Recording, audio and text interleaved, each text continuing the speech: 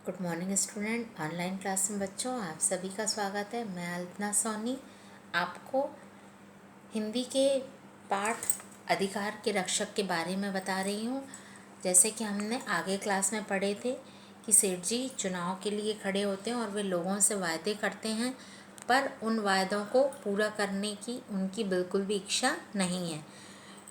और इसी तरह से उनके पास संपादक जी समस्या लेकर आते हैं कि संपादक कहते हैं मेरी आंखें बहुत ख़राब हो चुकी हैं, आप डॉक्टर को दिखाइए, कहिए तो मैं डॉक्टर खन्ना के नाम चिट लिख दूँ। नहीं, वास्तव में मेरी आंखें इतना बोझ सहन नहीं कर सकती। आप तो जानते हैं कि रात को 2-3 बज जाते हैं इतना काम करते, तो जल्दी निपटा लिया करो। मैं आपसे पहले ही निवेदन कर चुका हूँ, आप एक सहायक संपादक का प्रबंध कर दें। दिन को वह आ जाएगा, रात को मैं। सेठ जी असंभव, बिल्कुल असंभव, काम तो आपको ही संभालना होगा। हाँ, 5 रुपये तनख्वाह बढ़ा दूंगा। संपादक बोले मेरा स्वास्थ्य इजाज़त नहीं देता। सेठ जी ने कहा क्रोध से आप काम छोड़ना चाहें तो छोड़ दें, एक नहीं 10 आदमी मिलेंगे। राम लखन आता है कि बाहर 2 लड़के आपसे मिलना चाहते हैं, कोई सेक्रेटरी है। सेठ जी बोले जाओ बुला लाओ। आज के समाचार पत्र में मेरा जो वक्तव्य प्रकाशित हुआ है उसमें मैंने छात्र संघ की दोनों मांगों का समर्थन किया है। मालूम होता है उसका कॉलेज के लड़कों पर अच्छा प्रभाव पड़ा है। संपादक बोले अवश्य पड़ा होगा। दोनों का प्रवेश की नमस्ते साहब, सर नमस्ते, आज का मेरा वक्तव्य कैसा लगा। तब एक लड़के ने कहा कि छात्रों में सब और उसी की चर्चा है, बड़ा जोश है सब में। आपके मित्र किधर वोट दे रहे हैं, सेठ जी ने कहा। वह लड़का बोला आज के वक्तव्य के बाद तो 75% वोट आपके ही हैं। हाँ, विश्वविद्यालय पर जोर डालकर छात्रावास। सेठ जी बोले अवश्य अवश्य। वही लड़का, हम वर्तमान प्रिंसिपल को हटाना चाहते हैं, वे बहुत अनुशासन प्रिय और कठोर स्वभाव के हैं। सेठ जी बोले आपकी मांग उचित है, पर इतनी जल्दी यह सब कैसे होगा। वह लड़का बोला हम कल से हड़ताल करेंगे। आपने छात्रों के अधिकारों का बीड़ा उठाया है, इसलिए हम आपकी सेवा में उपस्थित हुए हैं। सेठ जी बोले मैं आपका सेवक हूँ और यह हमारे संपादक हैं। आप अपना बयान इन्हें दे दें, यह जितना उचित समझेंगे छाप देंगे। दोनों ठीक है, हम कल संपादक जी की सेवा में उपस्थित होंगे। नमस्कार करके चले जाते हैं। संपादक जी उन बच्चों की बात सुनते हैं और जो लड़के आते हैं वे कॉलेज के रहते हैं और वे अपनी समस्या बताते हैं सेठ जी को कि हम चाहते हैं कि हमारे कॉलेज के प्रिंसिपल को हटाया जाए, क्योंकि वे बहुत अनुशासन प्रिय व्यक्ति हैं और नियमों के कठोर हैं, इसलिए हम उन्हें हटाना चाहते हैं। और आपने तो आज के वक्तव्य यानी आज के भाषण में जो कहा है उससे सारे छात्र आप ही को वोट देंगे, पर हमारी समस्या का समाधान करिए, नहीं तो हम कल से हड़ताल करेंगे।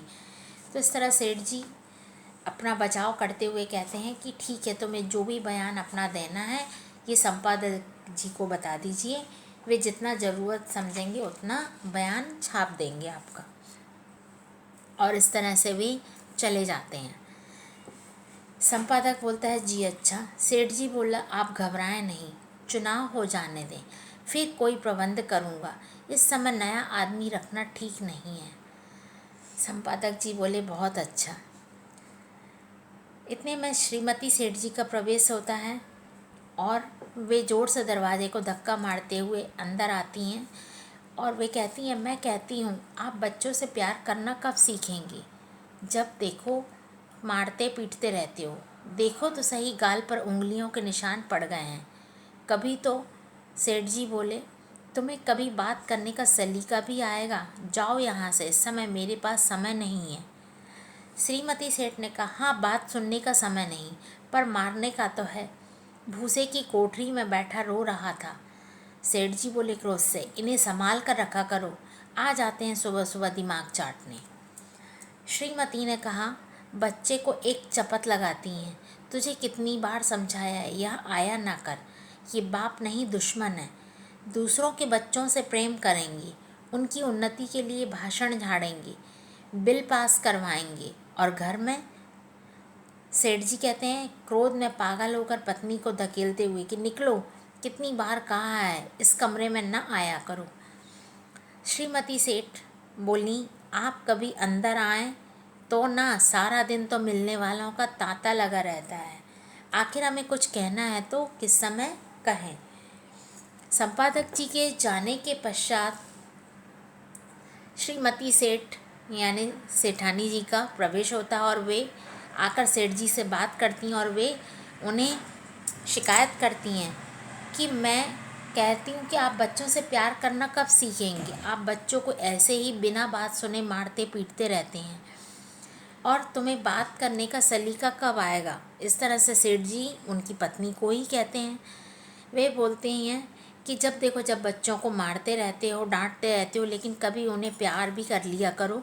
बच्चा बैठा भूसे की कोठरी में रो रहा था। तो श्रीमती सेठ से वे कहते हैं कि तुम अपने बच्चों को संभाल के रखा करो। और वे कहती हैं बच्चों को डांटते मारते हो कि तुम्हें इस कमरे में आने की ज़रूरत नहीं, ये तुम्हारे बाप नहीं बल्कि दुश्मन हैं। और इस तरह से गुस्से में वे वहाँ से जाने लगती हैं।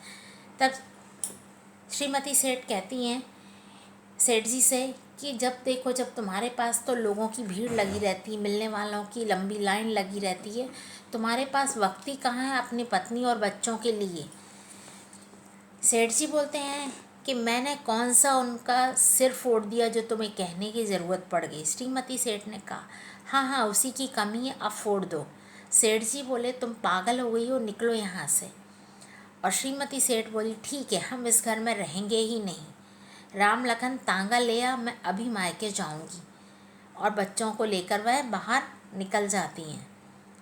सेठ जी बड़े कर्कश आवाज़ में कहते हैं फ़ोन में बात करते हुए, श्रीमती सरला देवी क्षमा कीजिए, मैं कुछ परेशान था, कैसे याद किया। जी हाँ, तबीयत भी ठीक है। कहिए, महिला समाज ने क्या पास किया है, मैं कुछ आशा रखूं क्या। मैं आपका अत्यंत आभारी हूँ, आप विश्वास रखें, महिलाओं के हितों की मैं पूरी रक्षा करूँगा, महिलाओं के अधिकारों के लिए लड़ूंगा। मुझसे बढ़िया रक्षक आपको वर्तमान उम्मीदवार में और कोई ना मिलेगा।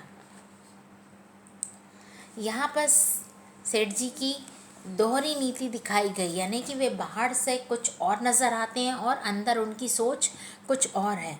जैसे कि वे घर में अपनी पत्नी की इज्जत नहीं करते हैं, उन्हें भी चिल्लाकर क्रोध में जवाब देते हैं, बच्चों से भी प्यार नहीं करते हैं, उन्हें भी मारते पीटते रहते हैं। यानी अपने परिवार और अपने बच्चों की तरफ उनका ध्यान नहीं, वे सिर्फ अपने पद को सुरक्षित करने में लगे रहते हैं। और घर में तो अपनी पत्नी पर चिल्लाते हैं, गुस्सा करते हैं, पत्नी को धक्का भी देते हुए कमरे से बाहर कर देते हैं। और दूसरी ओर अनाथ आश्रम में या वृद्धाश्रम में वहाँ पर महिलाओं की रक्षाओं के लिए बड़े बड़े वायदे करते हैं। तो इस तरह इस पार्ट में दिखाया गया है कि सेठ जी घर में बच्चों को मारते हैं और पाठशाला में नियम बना है कि बच्चों पे जुल्म ना किया जाए। इसी तरह से महिलाओं की इधर घर में अपनी बेइज्जती करते हैं, अपनी पत्नी की इज्जत नहीं करते, लेकिन वे वृद्धाश्रम और महिला आश्रम वगैरह में महिलाओं की इज्जत के बड़े बड़े वायदे करते हैं। इस तरह से उनकी सोच अलग है और उनकी कथनी और करनी दोनों में फ़र्क है। वे कहते कुछ और हैं और करते कुछ और हैं। तो इस तरह से यहाँ पर दिखाया गया कि वर्तमान समय में नेताओं की अधिकतर स्थिति यही है। बच्चों, आज की क्लास के लिए थैंक यू।